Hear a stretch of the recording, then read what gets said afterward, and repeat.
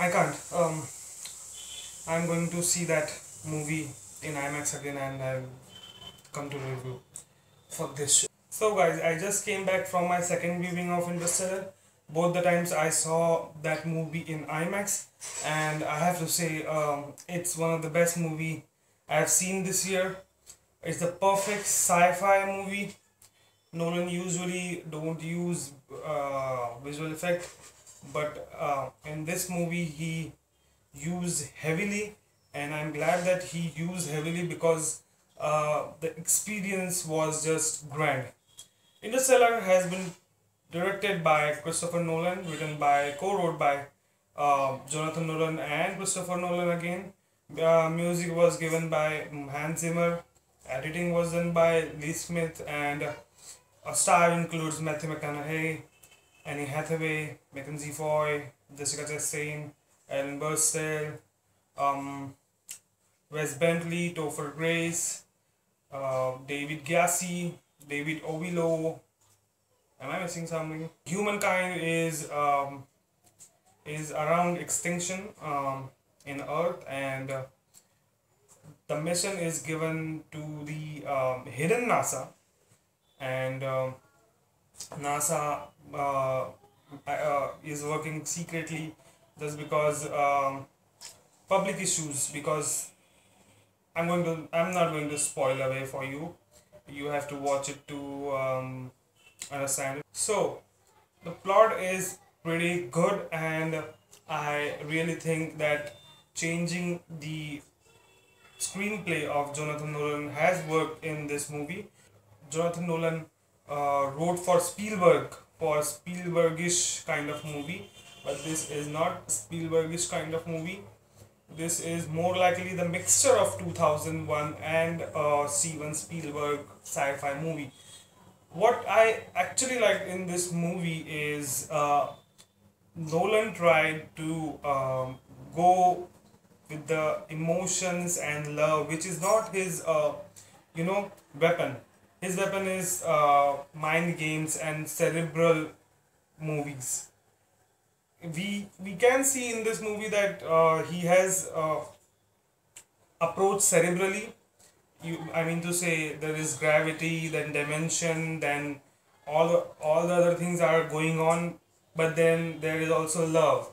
So if when the movie ended, I was keeping one hand in my head to my brain that is it hurting, and one hand to my heart that it touched me in the heart. So it was that kind of a movie, and as I said, then my eyes were all widened because what I saw visually was terrific.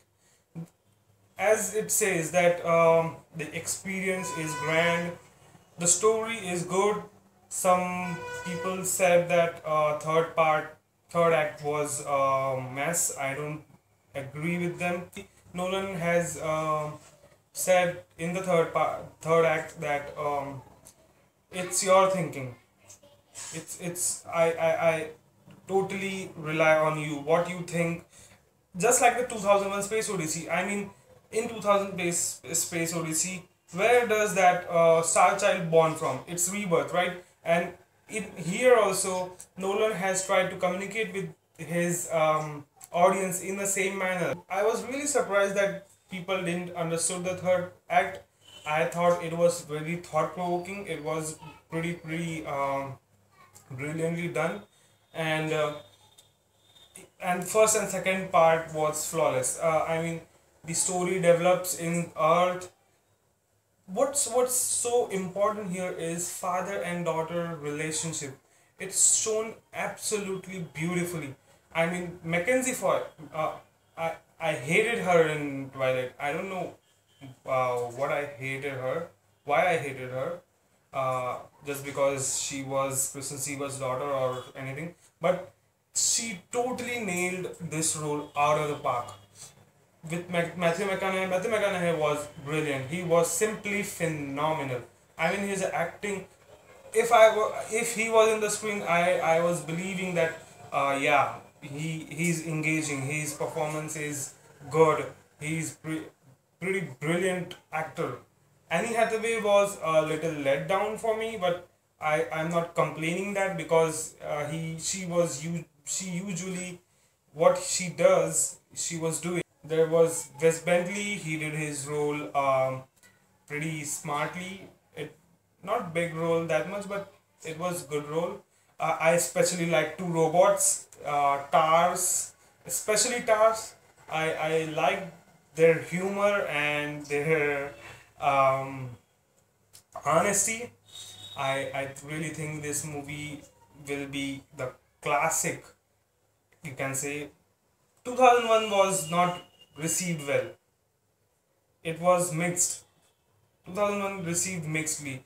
Even Vertigo received mixed from critics. But those are the movies who are now a classic.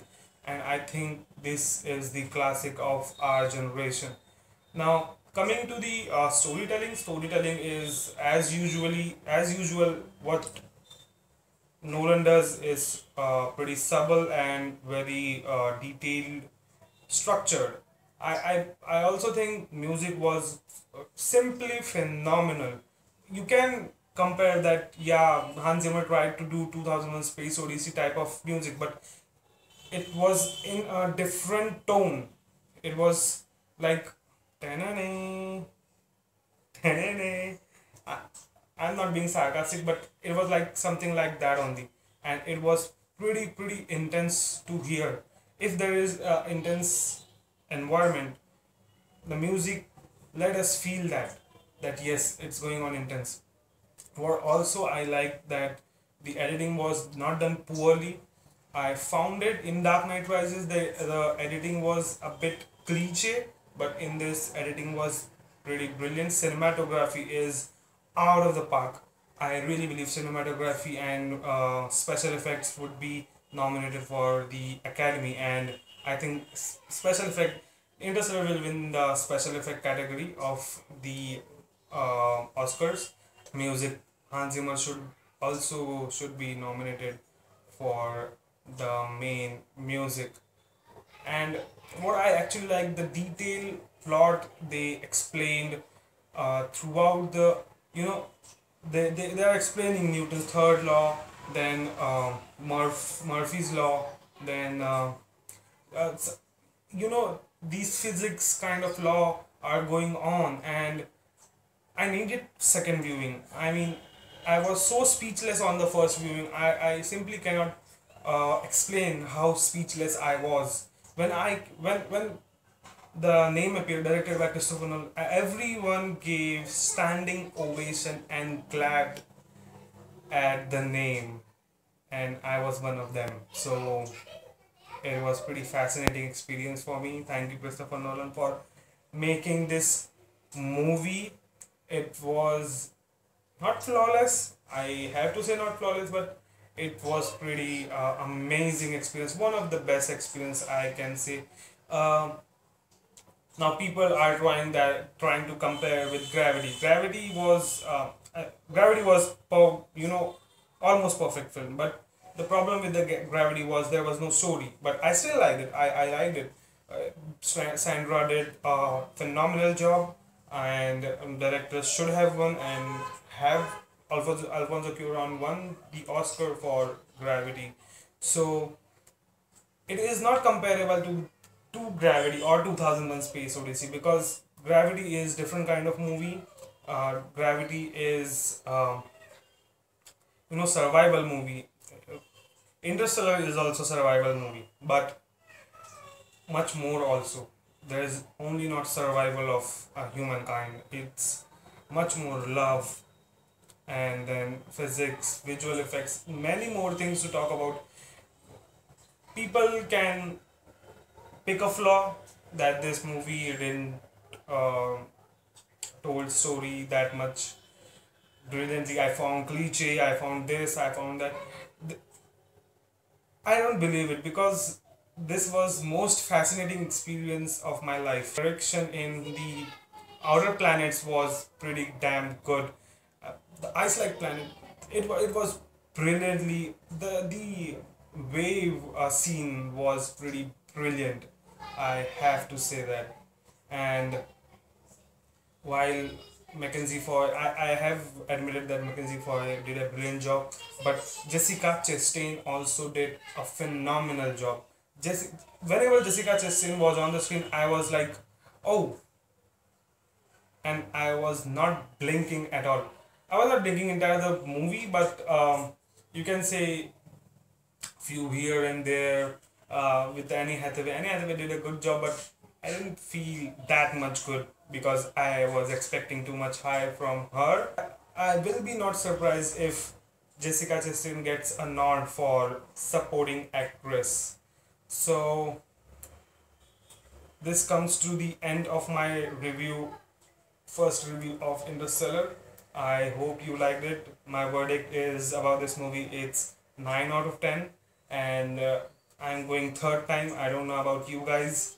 If you are planning, if you are confused between should you should I go to this movie or not, I should tell you that this movie deserve an experience in IMAX, at least in theater. Don't wait until the rental. This movie is simply out of the fucking chain.